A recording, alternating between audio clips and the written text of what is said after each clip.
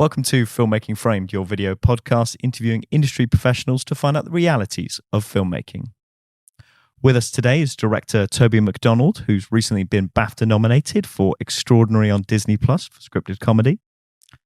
His debut short film, Je t'aime, John Wayne, was BAFTA-nominated. And his debut feature, Old Boys, premiered at Edinburgh Film Festival. Great to have you with us, Toby. Great to be here. So, directing is a role that everyone on the film set kind of interacts with, and everyone has a view on what it's like to be a director. But I suppose it's one of those roles that actually, without visibility on it, there can be a lot of kind of misunderstandings. How would you define the role of a director? I would say that the role of the director is to bring to life the script and to have a really profound understanding of the way that an audience watches and interacts with a piece of film. And how do you gain that kind of insight into how an audience will react? For me personally, it comes from a lot of sitting in a cinema watching films with audiences. I think that's the kind, for myself, that's the sort of core experience. I remember that as a boy, just being a sort of total magic, and I've sort of carried that on. So I go to the cinema all the time, often on my own. I talk about it like I'm going to work when I go to the cinema, and I suppose that's the sort of foundational experience that I return to again and again, and I think that applies to television as well. So it's that thinking about how the audience are going to experience something, and for me as a filmmaker, it's about the kind of the deep pleasures of being being in the audience or watching a film. And so, for example, on Extraordinary, comes down to the real joy of the characters. I think so. Character is a thing that I'm always looking for, and I think is a bit of an underestimated thing in a lot of modern filmmaking, definitely.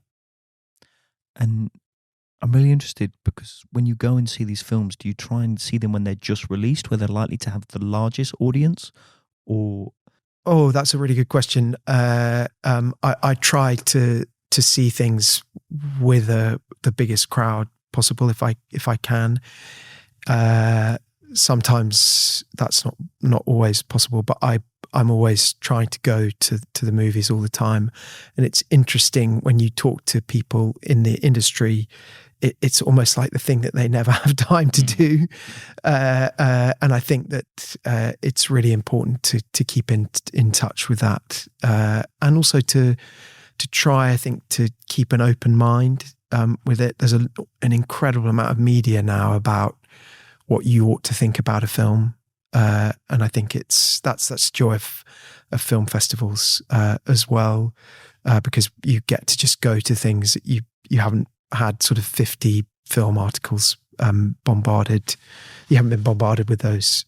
So I think that, yeah, I just try to keep going, keep watching as much as possible to stay in touch with that audience feeling, I think. That makes a ton of sense. I went to a BAFTA event a number of years ago, and I remember talking to a director there, and it's the irony of the industry being such long hours when you're working. The irony is that you don't get much time to actually watch films and watch TV shows. I wonder whether you could sort of highlight to our audience a bit about what a working week for a director might look like.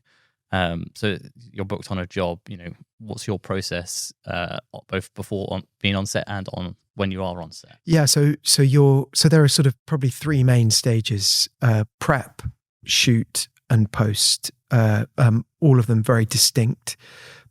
A prep week would involve casting, locations, shot listing, meetings with various departments, meetings with executives to talk about tone, to talk about where things were going. You'd be meeting with the writer.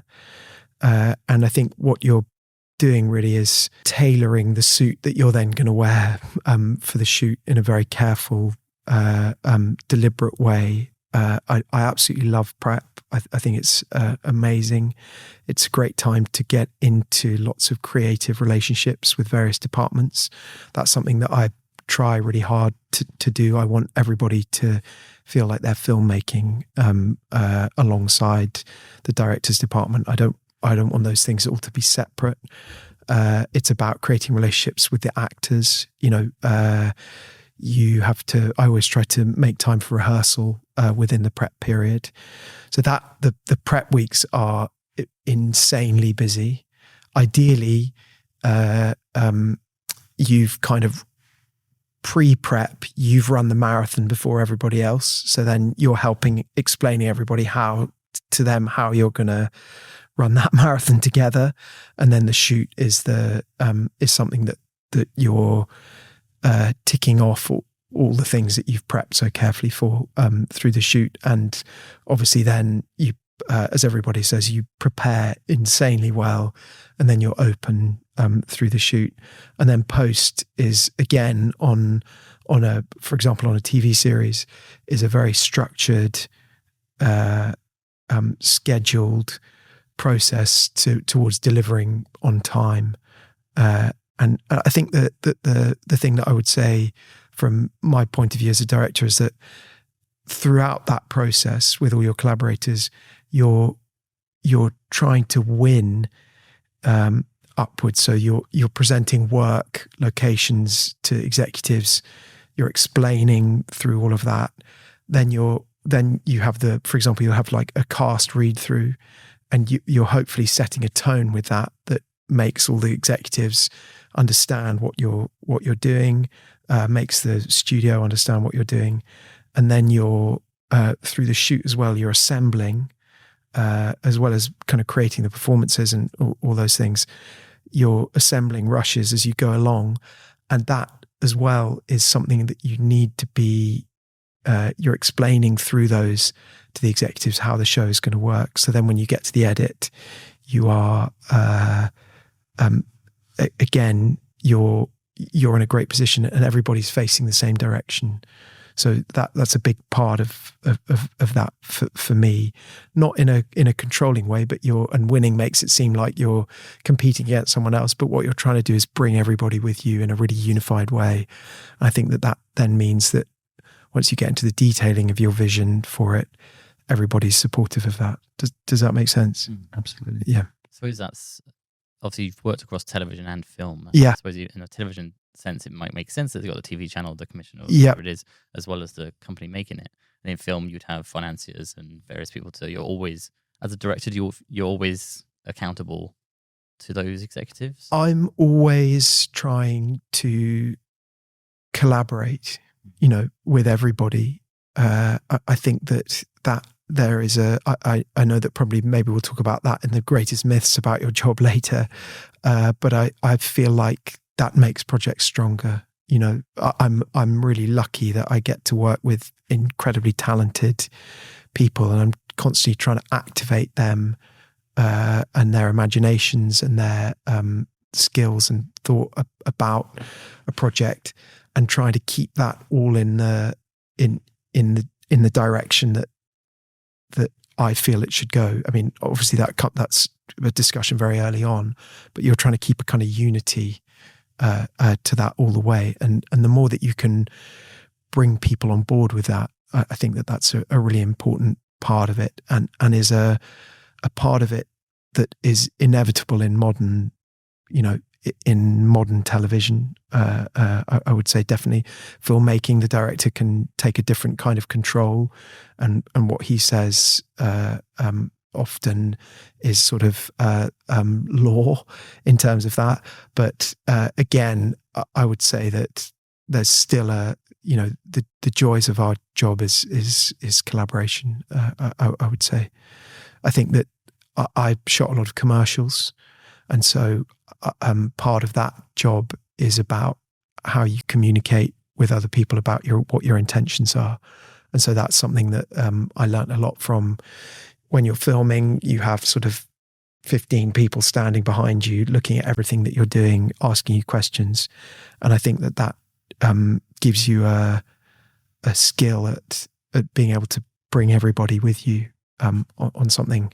Because if you start getting into fighting battles on these things, about your vision or about those things, that can just take up so much time and resources that could be spent better. It sucks a lot of the energy out of the process. Yeah, very much so. And I think that's something that young directors are like, here we go. We're gonna smash into this, and this is what I think, and there's like a desire to have like a sort of total decisiveness, a sort of Christopher Nolan sort of omnipotent ability with those things, which is totally wonderful if you can get to that.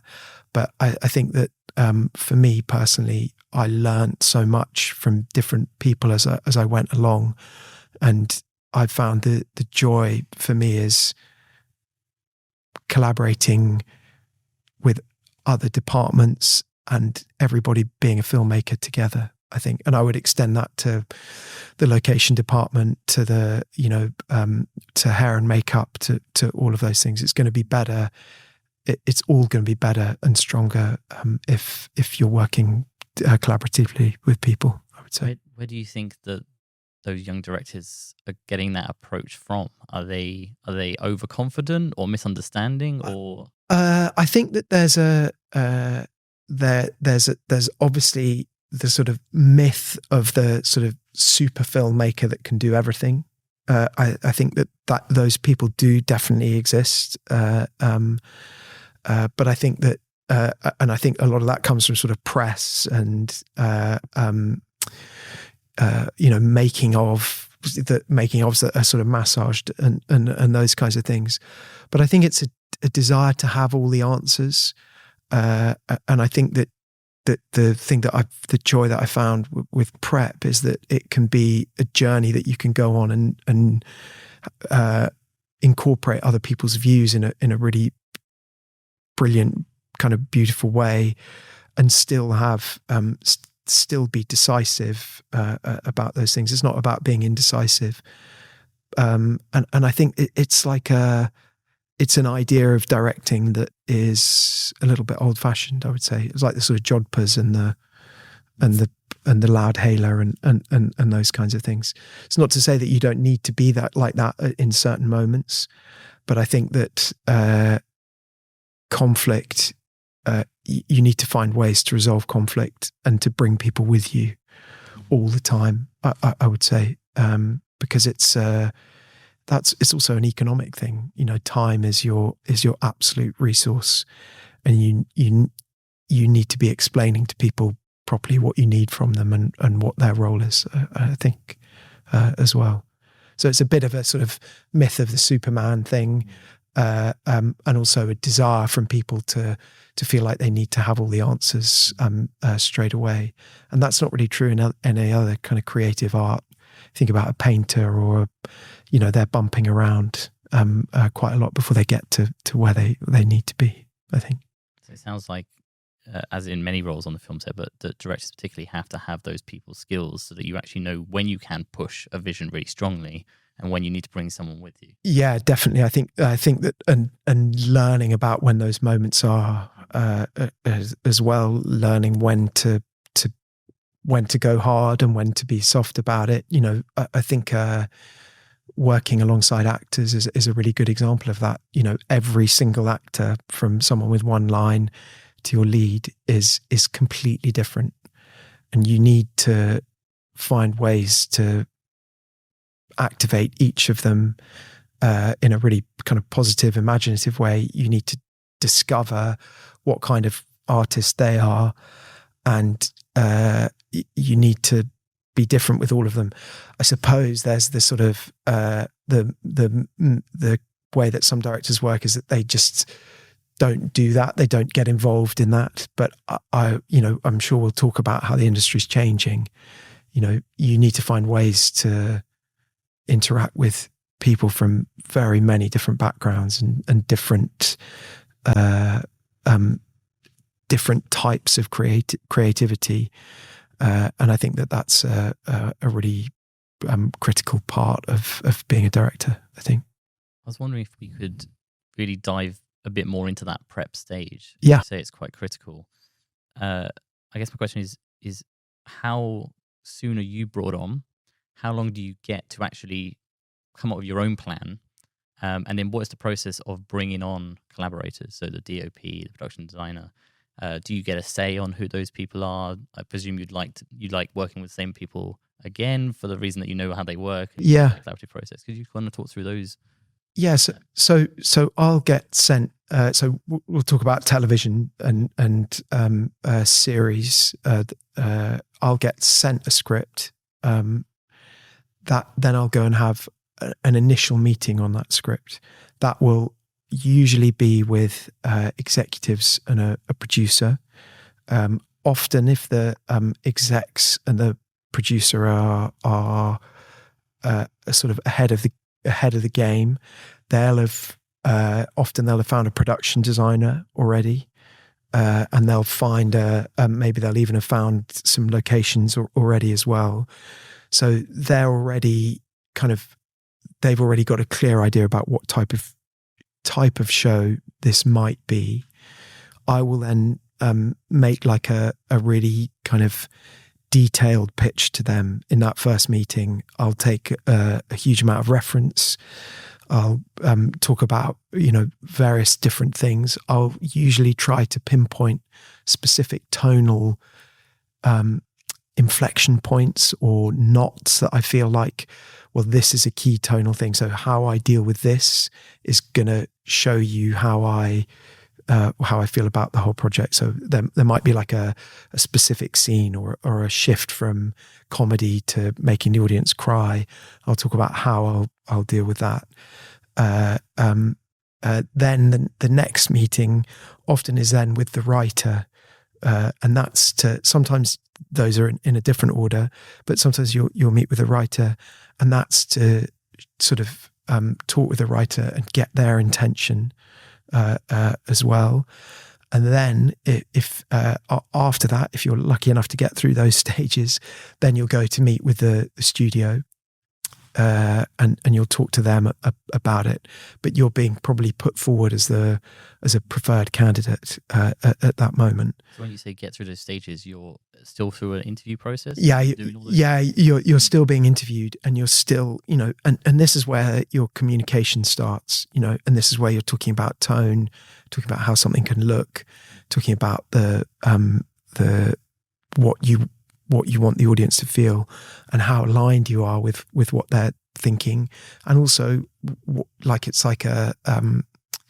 it's not just thinking what they want, it's also very much thinking how you would do it and what your kind of strengths are. I think you need to show a really profound understanding of what the project is, what the intentions of the writing are, and then how you would visually bring that to life. And then after you've done the studio, then then hopefully you're hired. From that, you've talked with them, you understand what they want, and then there would be a start date for prep. You'd be given 10 weeks prep, and however long the shoot is from there. I think that that stage is absolutely critical. You need to have a full idea of how you're going to shoot it in the first meeting. I would say, I don't think you can go into first meetings without like a comprehensive idea of that. And then I think, as to your point about bringing on crew, it's helpful to work with people that you've worked with before. I think you need to tailor it to the job, but I think it's really important to be open to new people, because I think that's part of the joy of modern television, especially, is that you're working with lots of different really talented people. I think there's a reference system, so people will ask for references on me. They'll go out and get lots of references on the director, and then every single crew member as well. And I've been in production offices at the beginning of that process when they're starting the hiring of crew, and the reference process is a really critical part of that. And you can hear them on the phone which sometimes I wish I had not heard, them talking to other people that you've worked with, or not necessarily you, or other people that your suggested crew member has worked with, and they're getting real details. And part of that's a really big underneath part of the business is everybody knows how hard it is. So in those, the production manager, all of those things.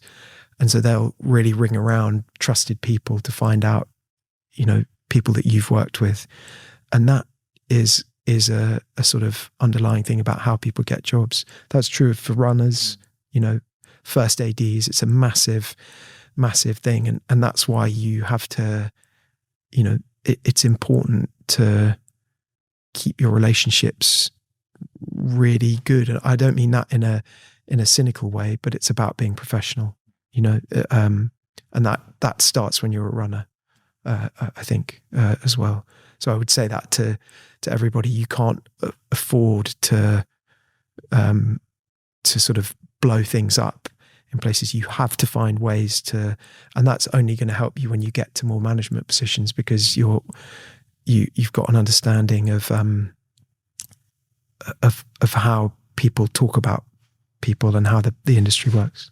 What's interesting is that you just made me think of, I was thinking, unless you could fully finance your own projects, and then you can kind of be a diva. But then even then, I suppose people won't want to come onto your project because they still have to do it for their work. It's their every day, So even if you were totally self-funding your own projects, in order to find collaborators, you also have to have that reputation of being good to work with. Yeah, I think so. And I think that's not like I say, I don't think that's a cynical thing. I think that's an important part of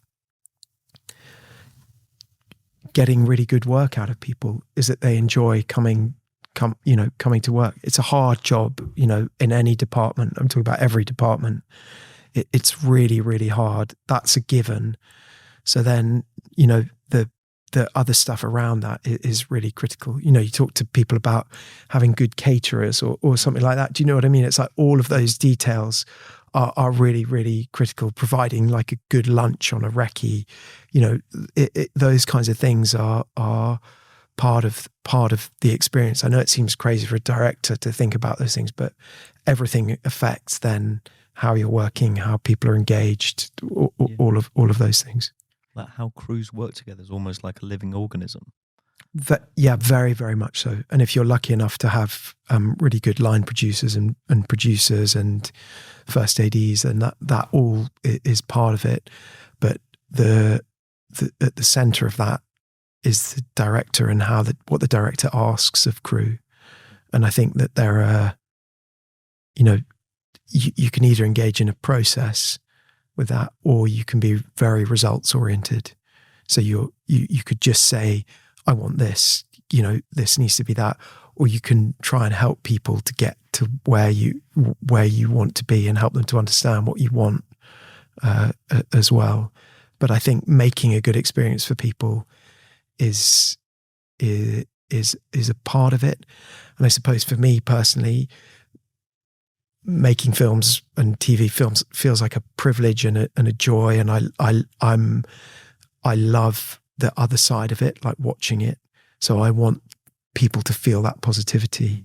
I think that sometimes an audience, maybe if you're making like a really a sort of intricate drama, but for me, I'm making character pieces, and I want that joy on set to come through to the audience. That maybe might be a bit naive, but that's part of. It's a good approach to have. Yeah, that's how I like to approach it. It doesn't mitigate the hardness of the job, though. It's still going to be hard. Could you talk a little bit about what the relationship is like with the first AD? Because the kind of perspective from the kind of set side is that it's kind of director and writer with the vision, and then the first AD is the one that makes the trains run on time. Yeah. Can I just intercede, sir? Because we're aiming this podcast at people who might not know. So for sure. AD is a first assistant director, so they're working closely with you. So yeah, good shout. Yeah, I don't think when I was younger, I don't think I understood how to kind of fire up that relationship in the best way that I could. I think I maybe just approached it as a train running on time thing. But I think the thing that what you tend to find as you get older is that, not that I'm that old, but the people being on set, actors, sound people, ADs, runners, when people in the camera department, the days and years of being on set gives them like a craft about how things are made. So they have a really profound understanding of the economy of how a day on a set might work, how a shot can be made, how where an extra needs to stand, all of those things. So first ADs are, you can treat them, people do use them just as a way to get from A to B. But I think that the really best ones, and I've worked with some through commercials, I've worked with kind of Terry Rawlings, Chris Newman, one of the all-time great first ADs, and they have an ability as a filmmaker to make shots, help you with those things, and if you can activate them in creatively as well, and find ways to explain your vision to them as well, not keep it private, but open it up to that department, engage a second AD, talk about the style of extras that you want, the way you want movement on the set to work, the feelings that you want, then that is like an amazing kind of creative tool as well. They're responsible for kind of, you need to have someone that you're with that they can give you a look where you're like, okay, we need to move on, as well. That's part of it too. And you need to trust to that with them, I think. And they need to trust you that you're not going to blow the day, because what happens is at the end of the day, if you don't make a day, then they'll be the first people that the producer goes to and says, what the F is going on here? Why aren't we making this day? And that's a part of it. If the producers and the line producers are really good and experienced, then they'll see that sometimes you might not make a day, not because you were being irresponsible, but because you were trying to get extra coverage, or you're trying to do something extra. And sometimes that stuff happens, but the first AD is also very beholden to production in that way as well. So there's a tension that you have to live in with that they're with you, as the director. You're trying to, but they're also explaining to production how things work. And I think as shoots have kind of got bigger and we've been through a boom and people have been promoted up in different ways, people's experience has changed. So it's really key that you can explain what your intentions were to first can explain it to a line producer who maybe isn't as experienced as the line producer on your previous job, and that you can live a little bit in the tension that is always going to be there between the creative and the production. Does that make sense? Yeah, makes absolutely. Yeah. How much of a debrief do you have after a shoot day? So obviously you've got that prep stage, then you're shooting, and then per day, how much time do you get after a shoot before you go into the next day to have those conversations? I think it depends on where you're at with the schedule. Whether I think it's a constant assessment. You're constantly assessing it. You're constantly trying to work out what the inefficiencies are, what's efficient. Are did you shoot too many takes of the wide shot before you went in? Should you start with the close-ups? It's like a constant evolving thing, and I think you have to be nimble and smart. It's helpful to have experience, because you can kind of see where things might be slipping or going wrong. It could be a particular department isn't your communication with a particular department wasn't as good as it could have been, and so something was slow. But I think you're always trying to communicate and talk through those. Sometimes you get to the end of a day and the day's been so complex, hard, you're just like, you can't talk anymore. Let's begin again in the morning. There would have been tensions on the set, those kinds of things. I think it's important to try and go straight to if you've had if there's been like a blow up or a thing like that, I think you've got to go straight to that thing after you finish shooting and try and address it so it doesn't malinger overnight. But I feel like your shoots you're constantly assessing, and as well, it doesn't matter how much incredible prep you've done, you're still prepping through the shoot as well, constantly for the next thing. You might be a location might not have worked through no one's fault, and you've got to try and you've got to go and look at that location. You've got to find your energy again to go and do that and approach all of that stuff really positively as well, in a problem-solving way. Or like on season 2 of Extraordinary, we had a cast member get COVID right at the start of shoot, and then we had to redo the shooting schedule. Yeah. We'd had the most beautifully wrought schedule that was intricately made and all of that stuff, and then on the first week and everything detonates, and you've got to try and, I think there's a balance as well. The temptation is to just say, right, just carry on, we're going to charge into it, but you've got to try and reassess everything from that point as well, and you've got to make your day, like that's as a director, that's, I suppose, the pressure that the director holds throughout that maybe like the sound department don't necessarily hold. Although I would say when you have a crew functioning really beautifully, then it's a shared achievement that you make the day. Yeah, exactly. In that way as well. I was wondering, obviously, so in the production side of things, obviously a lot of things, as you say, can change around. When you're, as a director, working on set and they have things that like something needs to change, but it needs to be communicated to you, but you're in the middle of getting scenes and delivering the day, what's that process like so that you can pivot? Obviously, you might have a conversation over lunch, but if they're, what's the process when you're capturing the day live, but also you're thinking ahead, and what's that? I think it's just a sort of ongoing thing. I think the first AD is really critical in that they hold quite a lot of that conversation, and then they might choose the moment to come and talk about that. I think there are times when, as a director, you want to be able to concentrate on you're trying with the actors to get like the perfect thing, like the exact right way of doing something, so that there's that moment.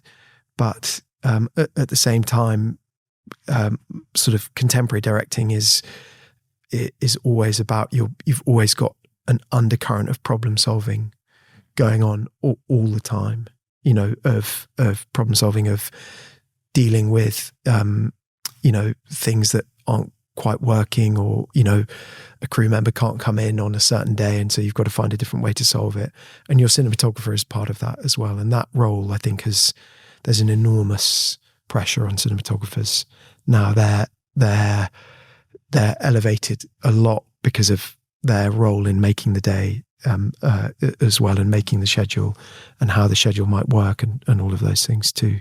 So I think it's about sharing that with it. I would say the solution to that is sharing that with a team and having a good relationship with a producer that they know when to come and talk to you about it, and also being able to say, do you know what, I'm just going to do this now, and then I'll come and chat with you. And that not being like a kind of diss moment. You say that politely and in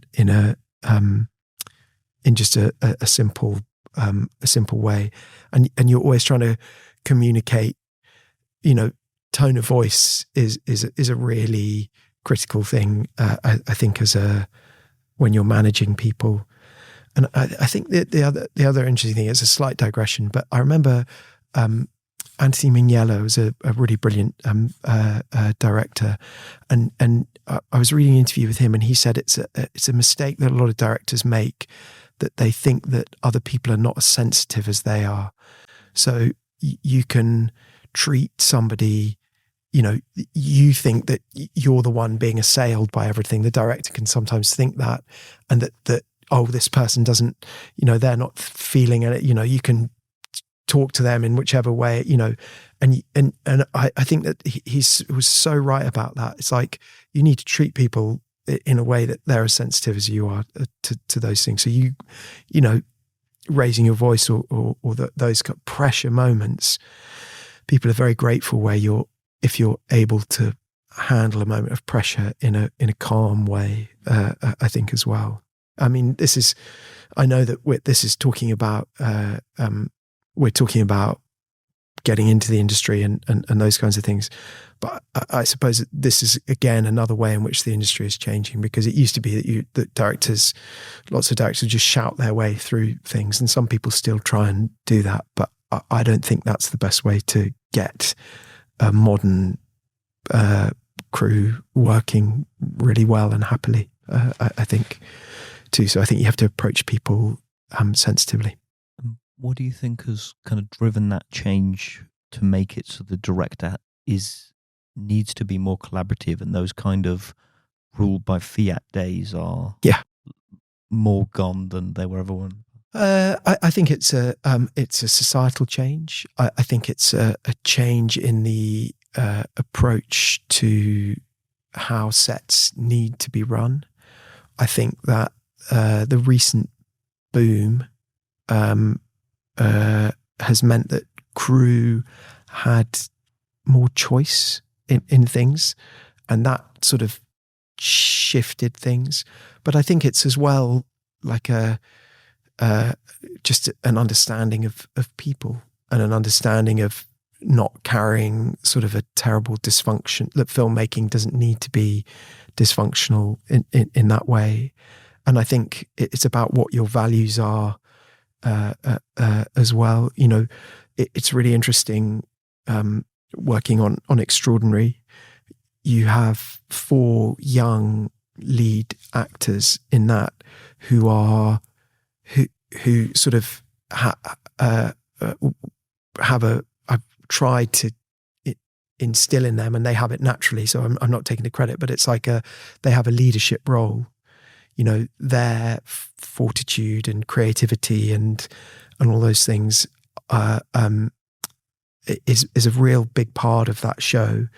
And I think that they have standards of how they want things to be done on set, so they wouldn't accept that kind of atmosphere. And I think that that's really an important part of it. I think as well, and I would say that's true of the company that make it so gentle. Have an expectation of how that needs to be, and I think that there's a kind of balancing of young crew and the old ways and all those kinds of things. And I think I'm hoping that it's getting better, it's a whole other thing for us to talk about mental health and care and time off and all those things in filmmaking. But I think that it's really important that it happens, in our industry, I think. And it definitely feels like progress has been made on that. Yeah, I think so. Equality, different people in different roles, different people in leadership roles, all of those kinds of things.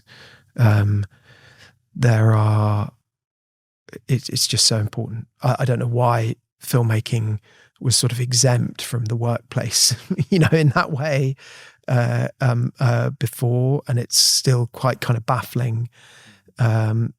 Some of the kind of vicissitudes of it, and the way the balance of schedules and production and those kinds of things.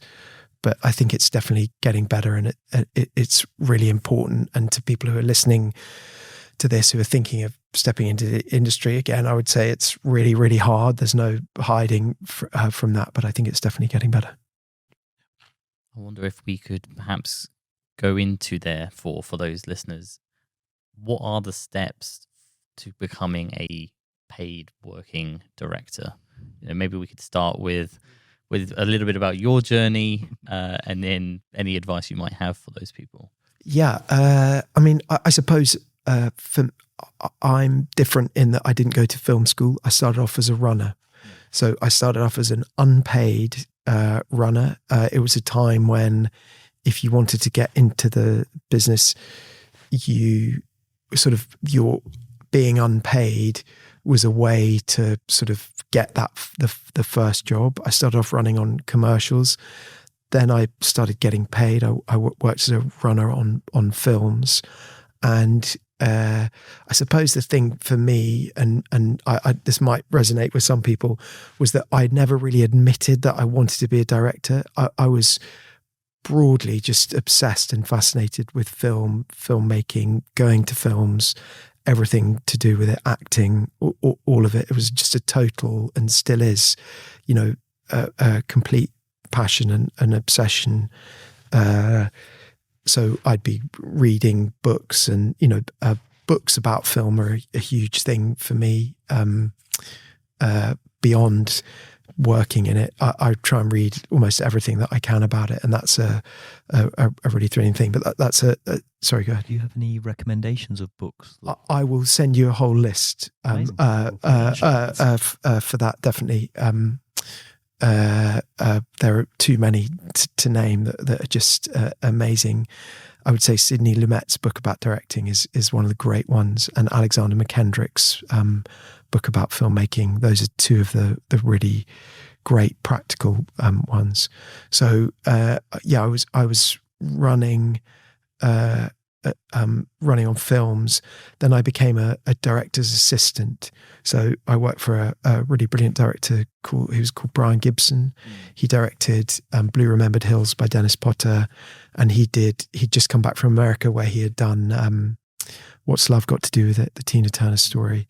So I worked for him reading scripts. Can I ask, sorry, how do you make that side step? Was it just a case of applying and being at the right time? Yeah, I think that I knew somebody. So it was about, I always found that once you stepped into it, once you were running, then you would start to hear about other jobs. I'd also I went to New York for a bit to work in documentary. So I was quite open about which parts of the business. So I went to New York to work in documentaries. I worked for PBS over there, running and doing every type of job possible. I also I did an internship at an agency in Los Angeles for several months, working as a sort of unpaid assistant there as well. That was in my I'd gone to university as well. So I was working in the holidays, doing things from the sort of age of 16, running and stuff. And so the running thing, I was doing that. And then I heard about the director's assistant job, and I went and met on that and managed to get that. And that then led to another director's assistant job, working for another really brilliant director called Ian Softly, who did Wings of the Dove and Hackers and K-Pax. He's an amazing, super talented director. And I worked in his office. He was getting lots of scripts, and so I would read for him and do that stuff. And I found my running skills were really helpful doing that. And so then he was working on a film and with a producer, and the producer's assistant was I'd known a little bit before, and we were like, we should make a short film.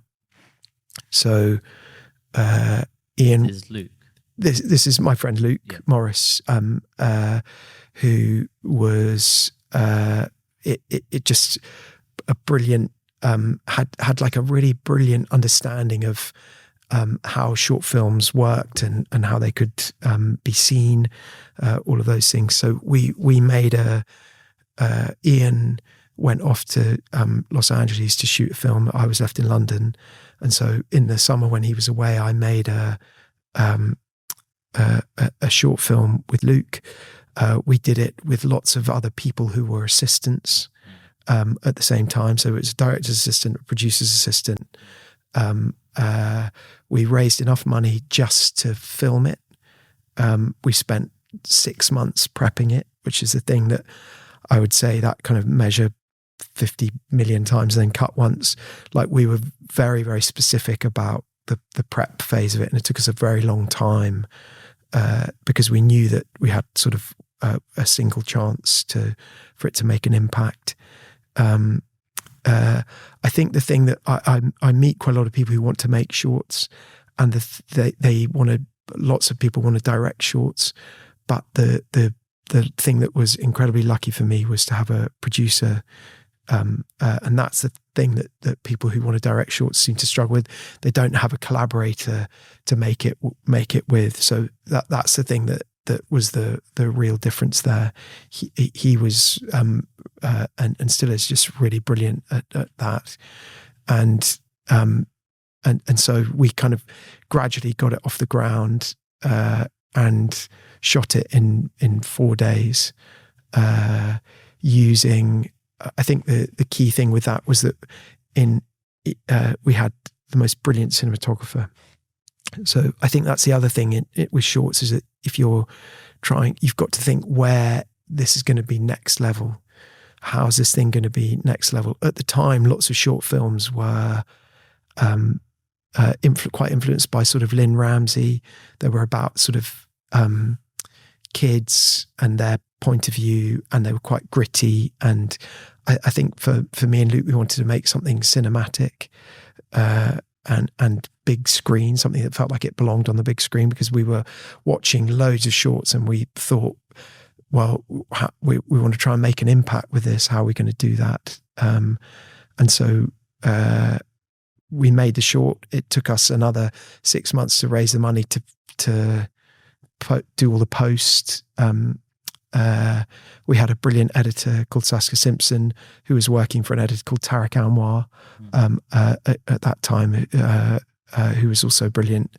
And we finally got it finished. We sent it out to festivals on VHS, finally got the print finished the day of the London Film Festival. I remember carrying it was still warm from it being printed. This was in the time of film, and we played it at the London Film Festival, and it won the short film section.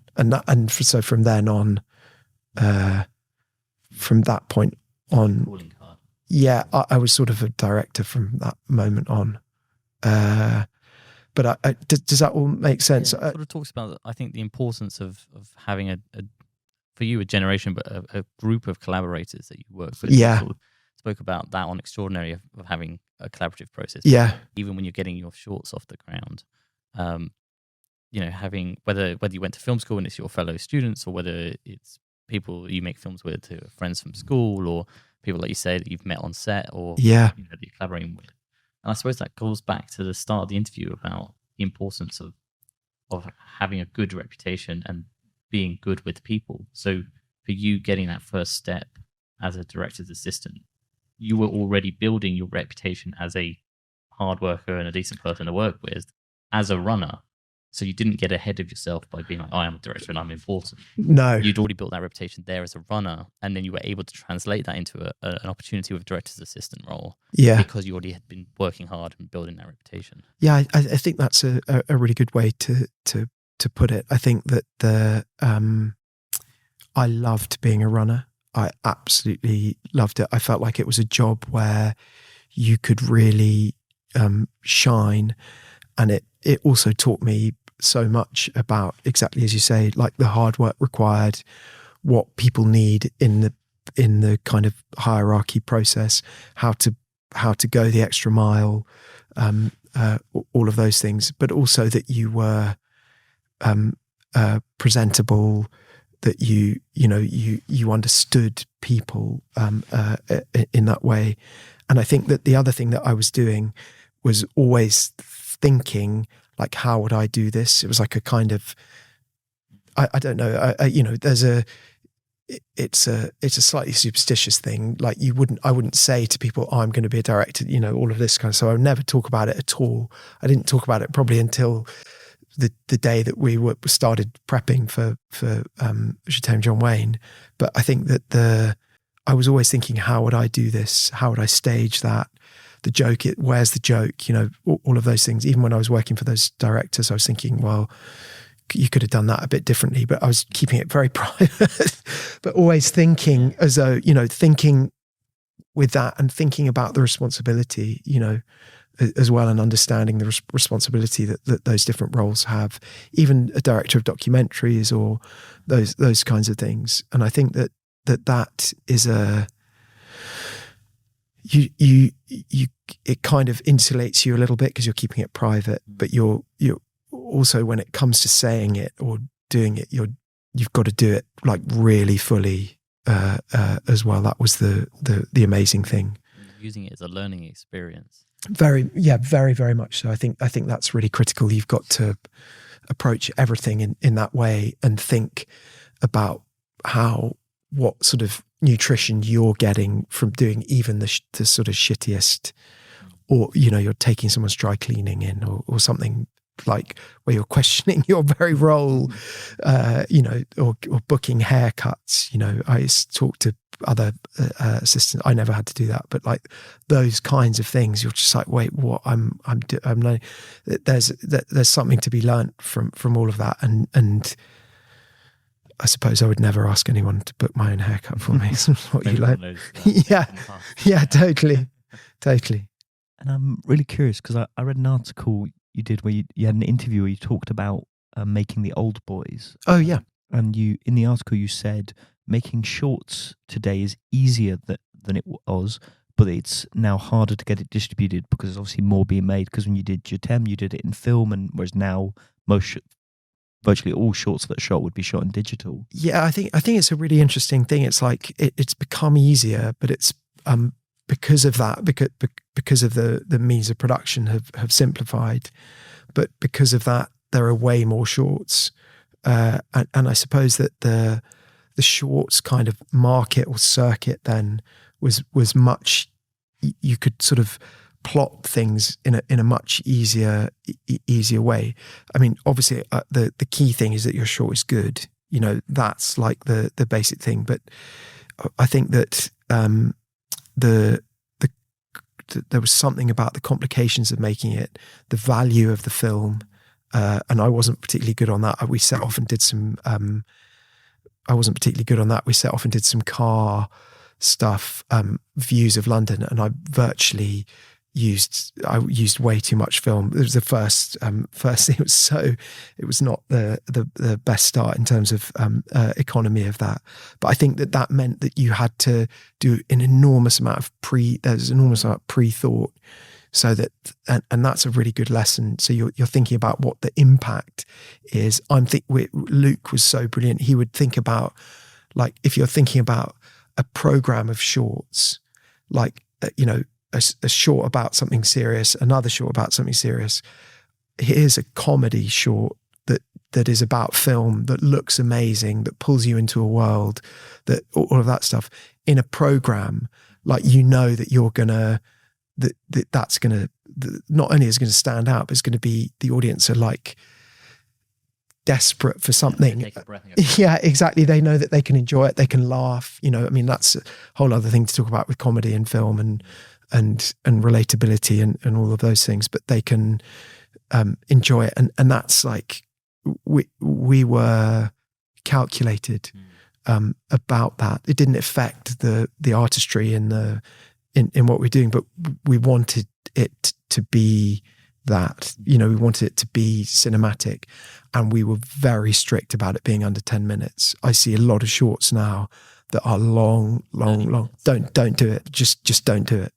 Like, make it short and make it like, really that's the form. I just say that to everybody, make it under 10.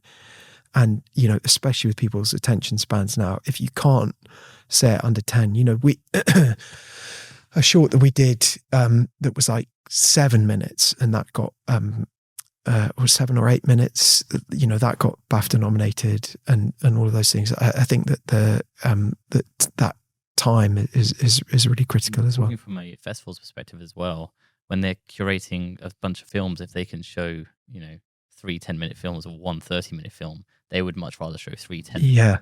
Yeah. You also have a bigger chance of getting selected for festivals the shorter it is. It also allows you to hone your craft on being actually efficient with your storytelling. Yeah. But I think it's really interesting what you say, that the technology used to kind of force you to plan, so you didn't waste film and you didn't Whereas now, I guess with digital technology, you can just kind of go out and shoot, but that you shouldn't. That you really should still try and plan and. Yeah, definitely. It's a contradictory thing. There's like, okay, you go and shoot it. I don't know if you saw like The Fabelmans, and he's making like war films with blood splatter and all of that kind of stuff. There's like a balance between the energy of just going out and doing some of those things, or kind of really considering and waiting and doing it. But I suppose what the technology does now is allow you to make roughs, to pre-visualize things, to pre-shoot stuff, and then do it really fully. I suppose then maybe what we're coming up against is making short films for the art of learning to make short films. Yeah. And making short films that you intend to push your personal brand and get recognition and get seen by people. Yeah. I started making films when I was 12. And they were just like little stop motion animations, and then I was doing what many people do, which is a zombie movie. Oh, fun. And then when I was in my late teens, it was the very stereotypical, very dark, death, murder. Sure. A lot of teenagers make. And but those films are films I probably wouldn't share if I were trying to earn a career, as a producer, director. But they were valuable at the time. So I suppose, yeah, you're right that you should spend the time, if you're intending that film to be good, versus go with people and feel free to just shoot and learn.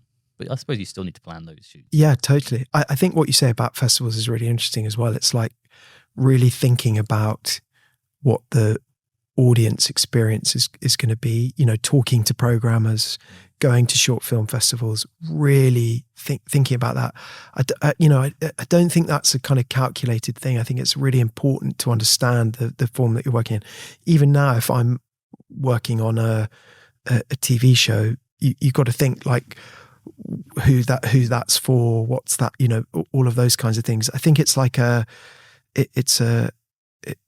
again, I suppose what it comes down to is how much audience empathy you have. Really brilliant filmmakers make it feel like they've made it for themselves, but their understanding of how an audience experiences something is really profound. And I think that applies to shorts as well. You need to think it through really, really carefully, and be really calculated with it. Changing gears slightly, I'm really, with that kind of audience empathy, I'm really curious how the rise of kind of binge, like TVs that release all the episodes at once or multiple episodes, how that changes the kind of episodic nature of filming. Because before it was like you had to have the week to week, and I remember with Lost it was like, oh, what's in the hatch? And whereas now, if you think your audience are going to be at different points, it's harder to get that kind of community of everyone being at the same knowledge. Yeah. And then also from the, episode 1 doesn't necessarily need to be as, you have to now watch the season, because you can get maybe 2-3 episodes out of people before they will decide if they want to finish a show. Yeah, I think that's really interesting. That's a whole different discussion about first of all, it's in the script. It's understanding, again, it relates very specifically to understanding of time length. I've really enjoyed recently working in kind of 26 to 28 minutes is really terrific time length for storytelling. I think that you need to understand how people watch something, what pulls them through to watch the next thing. I think it is in the editing, how you create the kind of metabolism of the show, the pace of the pace of information, how it's given, the architecture. Emma, who writes Extraordinary, obviously is just a knockout, brilliant writer, but she's got a really lovely sense of how things loop back around within an episode, but you've also moved the broader story on. I think a lot about making something addictive, giving it like a pace, what the final beat of something is. I think your point about episode ones is interesting, but I think that episode ones you need to get them in episode one.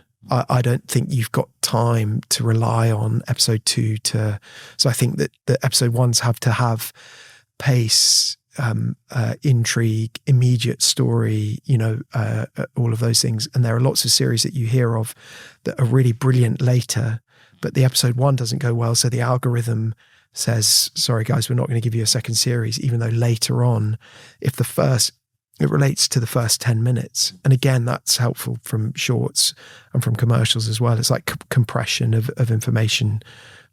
Everyone's flicking through the television. They're like, "What should we watch? A new show?" Like, click. I'm not feeling it. Next one. Yeah, like how long do you feel that you have? Like, I don't feel like I have until the end of an episode one. I feel like I've got like the first 10 minutes on a streaming show. I feel like it's the first 10, which are really, really key. Yeah, that makes a ton of sense, because it's one of those where if you can get it early, you'll capture all the people who would have otherwise clicked off, and the people who are inclined to give you more pace, they're going to give you more episodes because you got them at the start. Exactly. People who consume television in a more old-fashioned way, you're gonna have them anyway, but you've got to keep the people who are watching on the tube. For me, I think that's to do with falling in love with the characters. That's, to me, is the sort of secret sauce in all of that. If you immediately love a character, you're gonna go with them. And that people are like, there's lots of conversations in TV and film about likability and those kinds of things, but it's something else. It's like I'm fascinated by this character. I'm, all of those kinds of things. It doesn't have to be, like, I don't know, someone who's really kind. It can be Tony Soprano, but you're still hooked in to that person from the very get-go. On I suppose Sopranos is a different reference, but like more contemporary streaming shows, you've got to be fascinated or intrigued or those kinds of things very, very early on. And Shorts is a really good place to have learned how to do that, I think. So as a director, I suppose, do you find you have to have an innate interest in people and therefore an innate interest in characters? Oh yeah, totally. I mean, we're talking about industry things and how to make stuff and all of that stuff. But I think as a creative, everything comes down to the character, and I think that's also the thing that you're when you're talking to actors or collaborating with actors on that's something that the depth that you can get from them. Their imaginations are incredible. They're brilliant. All of those things. They can, once you start activating that, and obviously it comes from the writing, but it's also about the depth that I'll talk with someone who's got a couple of lines, and we'll develop a whole backstory, a history, all of those things, everything to help them feel really authentic, and for the actor to do that, and that then plays into. Even, I'm talking with locations about character, with the art department, with the graphics department. You're trying to get all of that, because I think that's what audiences love. I love like the Coen brothers or that type of depth of character in everything. It's the thing that people really crave with it, and I think that's kind of my way into everything, I think.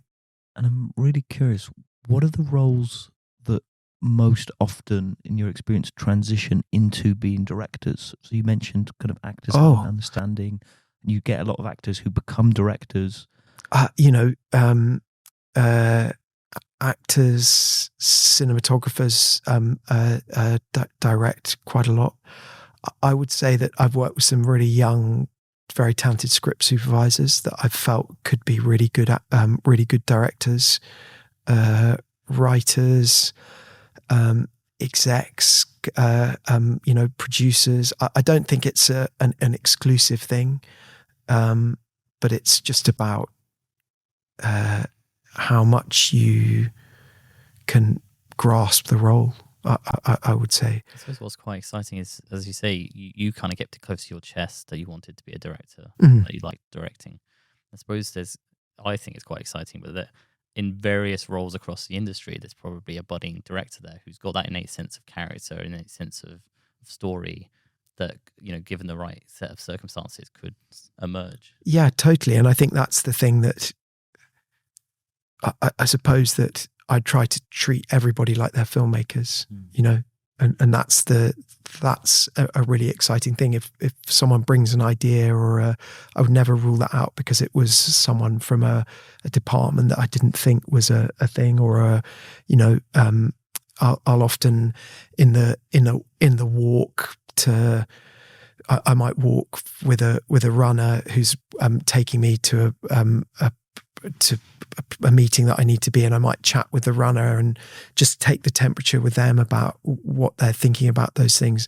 I don't think that any of that stuff is exclusive. And I think I suppose the other thing that's happened is that with the ability for everybody to see everything all the time, people's film literacy has gone through the roof. People watch different things. People, when I was like a film nerd, like a total dork about everything, it wasn't that common a thing. But now I feel like almost everybody they have television obsessions. They're devoting hours and hours. They've watched every episode of The Crown, or they've watched, like, people are watching a lot because it's got so good and so easy, and the quality is so good. So everybody has the something to say or views on things, and it's kind of interesting. I think that you can when you're a director, you have to judge when you can be democratic and when you can be autocratic, and that's something that comes maybe with experience, that you can judge that. But I would never rule out a discussion with someone about something, and I think. I would encourage people, even if they direct and they don't like it, because it really would help them to understand the whole process.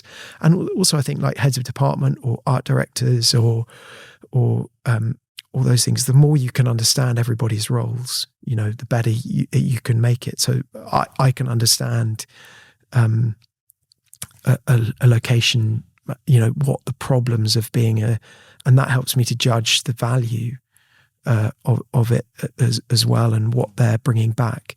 So I think it's really joyful to take a more holistic approach to it as well. Does that make sense in terms of what you're saying about that? I wonder if we could just go back slightly for a keen director. So you made your first short film. It did really well.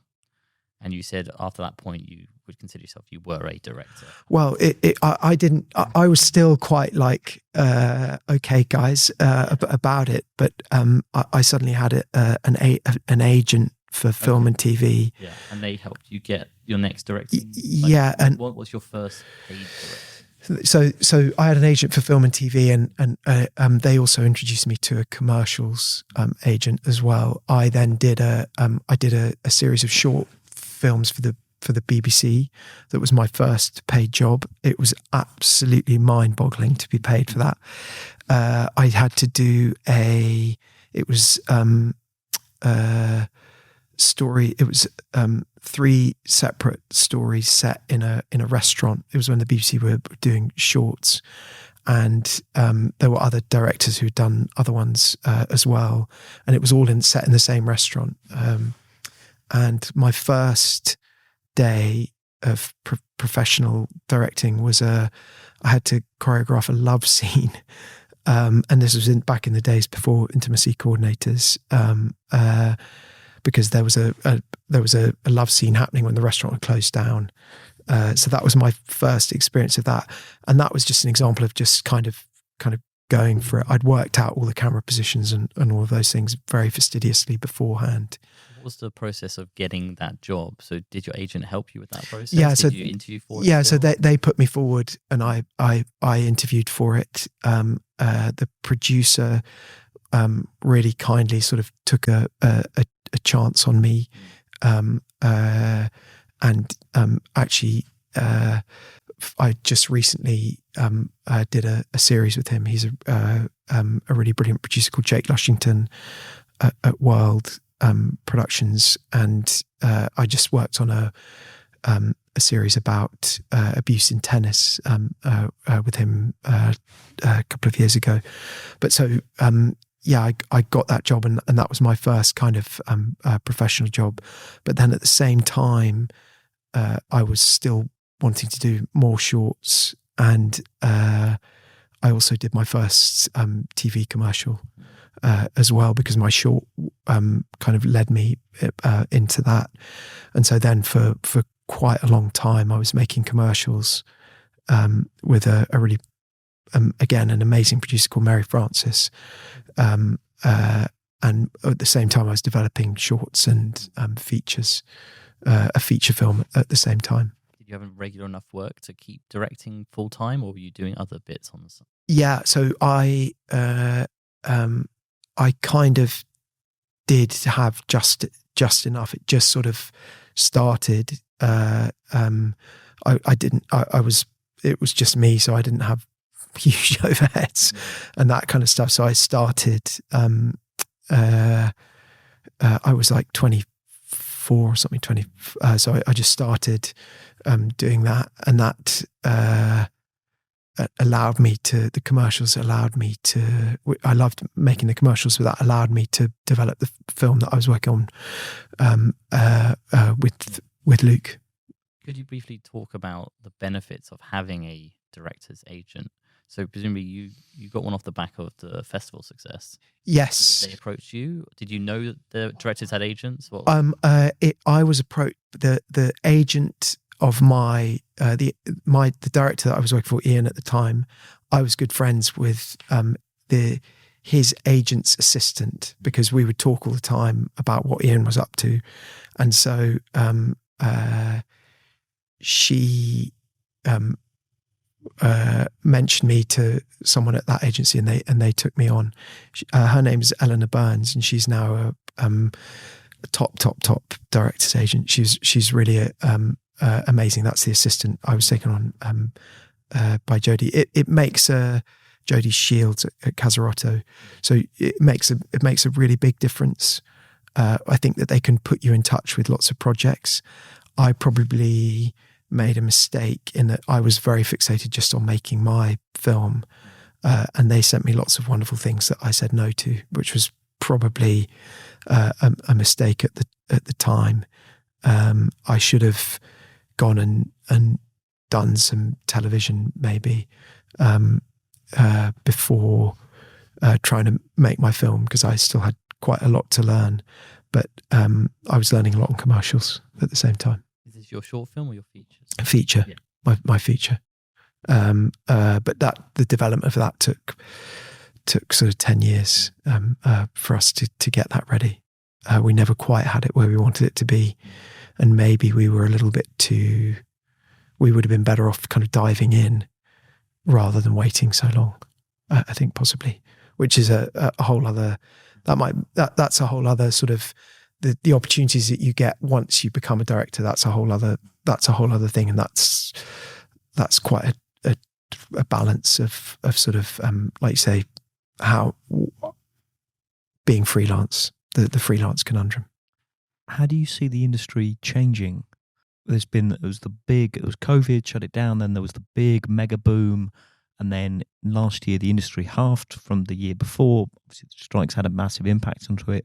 Where do you see the industry going in 24, 25, 26? I'm not sure if I'm the best person to ask about sort of industry prognostications. I think that there'll still be a lot being made. I don't think the budgets will be as abundant as they were before, is sort of the conversation that I'm having with people. I think that there's a sort of correction coming in terms of the level of budget, and it will just be about whether the companies can adjust their ambitions to those budgets. I think that it's interesting that there's a sort of vulnerability in crew at the moment. I think jobs are way less, and that sometimes, it's a bit extreme to talk about it in terms of sort of capital and labor, but like that gives the advantage back to the capital a little bit in terms of that. But I hope that the progressive developments that have been made within the industry sustain, in terms of that. But I think that the exciting thing is that filmmaking is always about being resourceful. It's about how you marshal your resources and being resourceful. So I think it's, even if you have to tell a story with way less, I think you can do it. But again, you need everybody on side with that, all the way up the chain from with all those things. So I think that there's that's really exciting. The technology side of it as well is still developing incredibly, these amazing cameras and all of those things. So I think that part of it is really exciting. But I'm not the best predictor of those things. Why? What have you had, you guys? It'd be interesting because we'll come out about that point. The conversation in crew is that there are lots of productions waiting for the new tax year. And from the conversations I've had with producers, they've said that's largely nonsense. Because there was a lot less shot last year, so it's not like productions need. The feeling is that it is coming back, but I think that from my kind of crystal ball, that's more to do with the days are getting longer, and that there was a lot of sorting with, so many productions went down. So what cast was scheduled to what projects? You then had a kind of pilot, and you said, well, I can't do this project because I'm meant to be going back to that project. And so there's kind of been a sorting through, as well as, streamers downsizing how much they're spending because there's kind of consolidation and they're bringing in ads and subscriber growth is kind of stalled. But so it's a question of how much the fog of the strikes is depressing production relative to the past couple of years, and how much of it is a new normal. And I think we won't really be able to tell that till kind of August. Yeah, exactly. Yeah, for sure.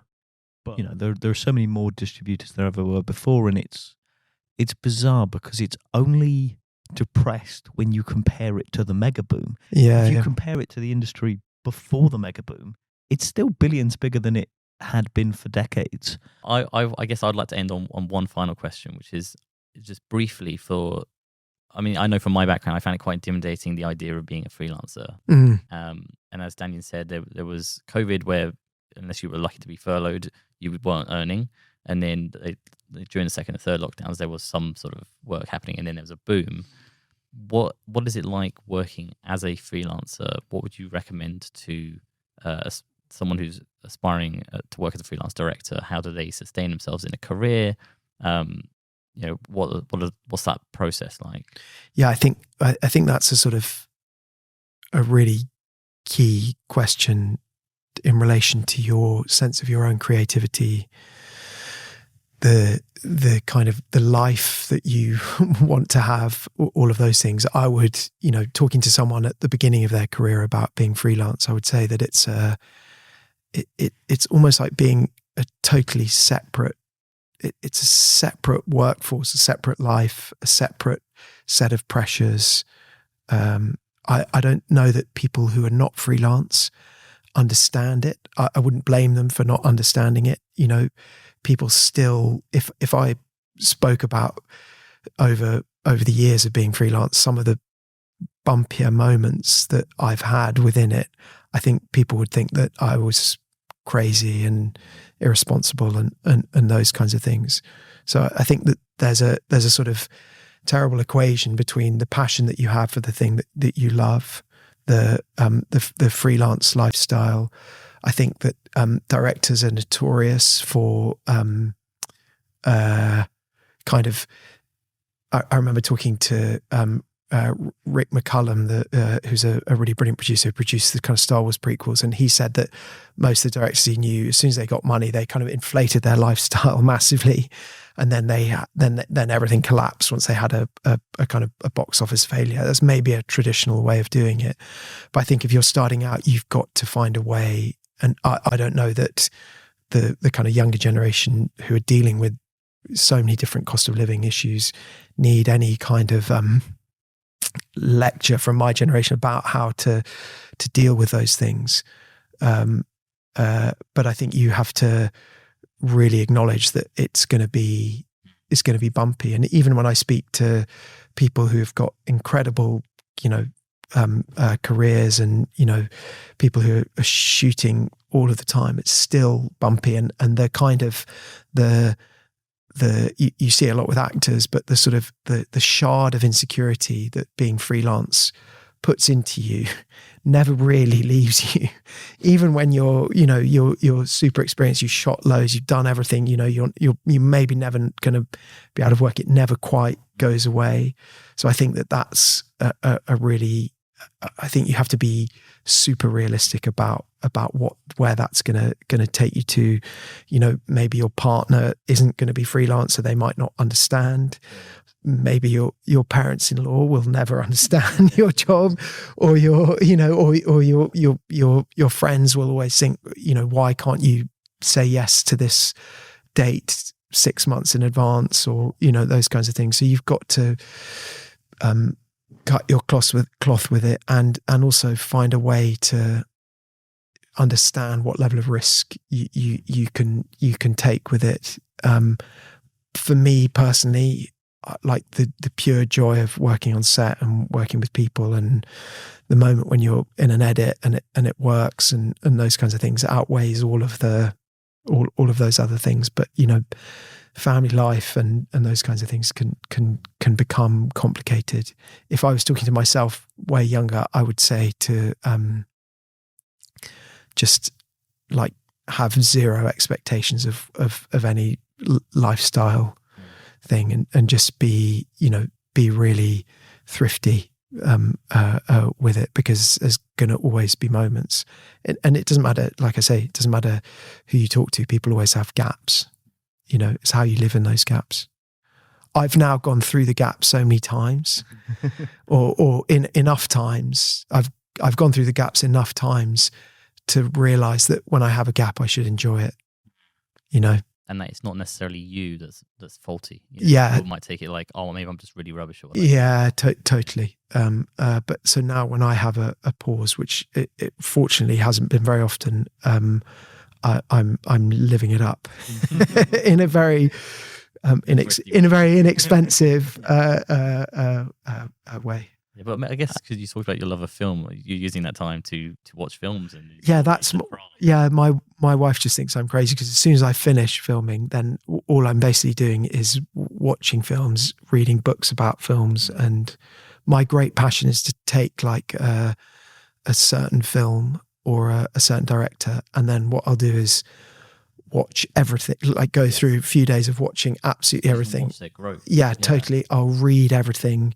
And, there's such a lovely, talking about film books, there's such a brilliant uptick in like big books about a specific film or a specific director and all of those things. And so that's like my way of relaxing is more film after filming. But that's why I talk about the joy of it. It's just such a joy and a pleasure. And the joy of collaboration is that you get to share with other people who have similar joys of filmmaking. And that's the thing that I love absolutely the most. If I think about Melanie Allen, the designer on Extraordinary, it's just like a total joy to share in our delight in how things can look and character and sets and all those things. I'm going to be really cheeky and ask one extra final question. Ask away. What is the best piece of advice you've ever gotten? As a director, Ian Softly, before he went away to, so he was going off to make this film with Jeff Bridges in Los Angeles, and he knew that I was going to do the short, and he just said to me, "Don't worry about anything technical, just get it how you want it. Concentrate on the story and doing that." And that piece of advice was so brilliant because, and I always say that to other people, because what it allows you to do is, I think that when you start off as a filmmaker, you're worrying about like lenses, and I see everyone with, like their Artemis out, and they're like, or they're worrying about like, how am I going to do that? Like and they worry so much about the things that they don't understand, that they feel they ought to understand. And I talk to people and they're like, well, I'm not going to do this yet because I still don't really get as much of this. And I'm like, whoa, hold on. Like, bring in, when you put your team together, bring in people that really know how to do that. So on the short that I then did, Luke really brilliantly asked Nick Noland, one of the great black and white British cinematographers ever, to come and do Richard Tame, John Wayne. And so from that point on, I didn't worry about any of those things. And so we just did it, and that piece of advice combined with, I would say I once went to, Luke did a DVD of short films, of great short films, compilation, and he sent me to Los Angeles to get he did commentaries with all the directors, Lynn Ramsey, Christopher Nolan, all these people, and I was in Los Angeles, and he sent me to see Ridley Scott and to record the commentary of Ridley Scott's first short film, which is called Boy on a Bicycle, starred Tony Scott, his brother, who obviously went on to be a brilliant director. And I sort of sat in Ridley's trailer when he was he'd just come off set. He was shooting Matchstick Men with Nicolas Cage, and he came off set, sat down, it was lunch, and we played the short on his TV, and he just said his approach, and I know lots of people have listened to him about it. He was just like, if you want to make a film, just do it. He was like, obviously he was from commercial, so he loved the Nike attitude. So he was just like, as Nike say, just do it. So I think that combined with Ian's advice about not worrying about something technical is sort of the way to just step into it. Obviously that contradicts a little bit with what I was saying about being calculated about your audience. But I think the two things, the three pieces of advice can kind of coalesce, because you free yourself from the worry to just go and tell the story and collaborate with people to do it, I think. And you just go and do it. I mean, that's the best way to do it, I think. If you go and do it, it happens. If you don't, it doesn't. Yeah. And then nothing happens. Yeah, exactly. You're going to learn one way or the other, I think, is what Ridley Scott is always his thing. And there's like a relentless sort of forward motion to whatever he does. And he's still doing it at 85 and all those things. And I suppose that for him to have that attitude, and for someone like Ian, who's technically so gifted and moves the camera as well as any English director of recent times, just beautiful stuff, for him to just say that is really liberating, I think. And so I wouldn't let your worries about things prevent you from going to tell the story. As a producer, you feel like your job is to make sure that the director doesn't have to think about all those things. So your cinematographer and the technicians will be thinking, but as a producer, I always feel that to get the director to the point where they can just focus on story and character is the primary job of a producer, as well as being emotional support. There's so many millions of things. But it's a really critical thing, I think, from a producer-director relationship, is allow the director to really do what they do, which is your craft is the telling of a story. Yeah, definitely. And I think that I suppose thematically as well from this talk, it's like it's about collaboration and sharing trying to find ways to share the joy and the inevitable pain of filmmaking with people who love filmmaking with you is the only way to do it, I think. Amazing, thank you. This has been absolutely brilliant. Such a pleasure. Oh, good. Thanks, guys. Thank you. I hope it's helpful to people who are starting out. I always say to lots of people that I've worked with have gone on to direct. You know, Alex Lawther is a really brilliant director. Freddie Cyborn, who wrote Old Boys, is a terrific director now as well. And I always say that they saw me doing it, so they felt that if this idiot can do it, then they can as well. But I really feel like that people should feel liberated to go and try it if they want to, and I would hope that's what they would take away from this as well. Absolutely. Thank you so much.